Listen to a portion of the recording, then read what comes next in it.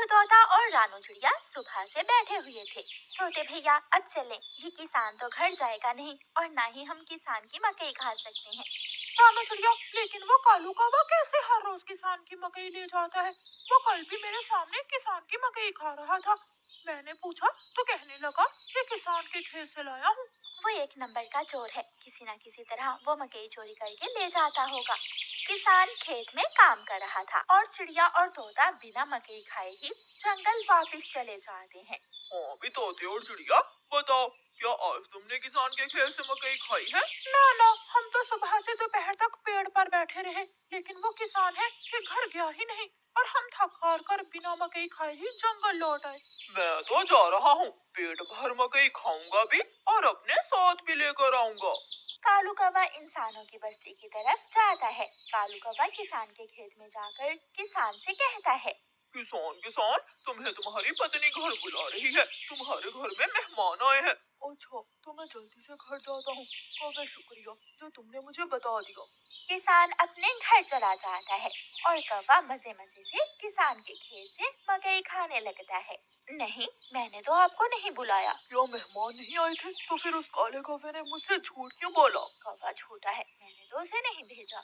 कौवा पेट भरकर मकई खाता है और कुछ मकई अपने साथ लेकर वापस जंगल लौट जाता है। कौवे कौवे, एक मकई का भुट्टा मुझे भी दे दो। ना ना, मैं तो मकई का भुट्टा किसी को नहीं दूंगा, बहुत मुश्किल से लाया हूँ मैं। कौवा चिड़िया के सामने बैठकर मकई का भुट्टा खा रहा था और चिड़िया के मुंह में पानी आ रहा था। दूसरे दिन कौवा फिर से किसान के खेत में जाता है और किसान से कहता है, किसान किसान, मैं अभी अभी तुम्हारे घर से आया हूँ, तुम्हारे बेटे को तेज बुखार है, जल्दी से घर जाओ। कौवे की बात सुनकर किसान घबरा जाता है और कुछ सोचे बिना अपने घर भाग जाता है और कौवा मजे से मकई खाने लगता है। कहाँ है मेरा मुन्ना? मुन्ना तो बाहर खेलने गया हुआ है। क्या मेरा मुन्ना ठीक है? हाँ हाँ, मुन्ना तो बिल्कुल ठीक है। तो फिर इसका मतलब आज फिर उस शरारती कौवे ने मुझसे शरारत की है। उसने मुझसे कहा कि मेरे मुन्ने को बुखार है, मैं जल्दी घर जाऊं। वो कौवा जरूर आपको घर भेजकर खेत से फसल खाता होगा। मैं कल देखूंगा वो कौवा कैसे मुझे उल्लू बनाकर मेरे खेत से मेरी फसल खाता है। कौवा जंगल जाकर बहुत खुश था। वो जो मकई अपने साथ लाया था वो तोते और कबूतर के सामने बैठकर खाता है। वाह वाह, मजा ही आ गया, ये मकई तो बहुत स्वादिष्ट है। यार कौवे, थोड़ी सी मकई मुझे भी दे दो। हाँ ठीक है, अगर तुम मेरे घर का काम कर दो तो मैं तुम्हें भी मकई दे सकता हूँ। मैं भी करूँगा, मैं भी कभी आपके घर का सारा काम करूँगा, मुझे भी मकई दे देना। ठीक है, तो फिर जल्दी से मेरे साथ आ जाओ। कौवा कबूतर और तोते को अपने घर ले जाता है। तोते, तुम जल्दी से मेरे घर की सफाई सुथराई कर दो और कबूतर तुम जल्दी से मेरे सारे बर्तन धो दो, फिर मैं तुम दोनों को मकई दूंगा। फिर कबूतर अपने काम में लग जाता है और तोता कौवे के घर की सफाई सुथराई करने लगता है। दोनों अपना अपना काम खत्म कर देते हैं। कौवे, मैंने काम कर दिया है, अब मुझे मकई दे दो। मैंने भी काम कर लिया है, मुझे भी मकई दो।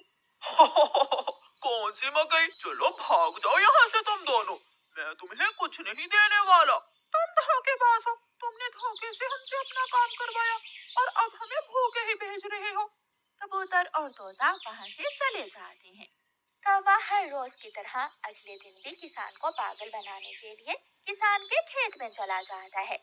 कौवा किसान के पास जाता है और किसान से कहता है, किसान किसान, मैं अभी अभी देख कर आया हूँ, तुम्हारी गाय जंगल की तरफ जा रही है, शायद उसकी रस्सी टूट गई होगी। मेरी गाय को तो शेर खा जाएगा। कौवे, मैं जल्दी से जाकर अपनी गाय को बचाता हूँ। किसान वहाँ से जाता है, लेकिन आज किसान थोड़ी दूर जाकर पेड़ के पीछे छुप जाता है। कौवा किसान के खेत में जाकर मकई खाने लगता है। तो ये कौवे का बच्चा इसलिए मुझे हर रोज किसी न किसी तरह खेत से भेज देता है।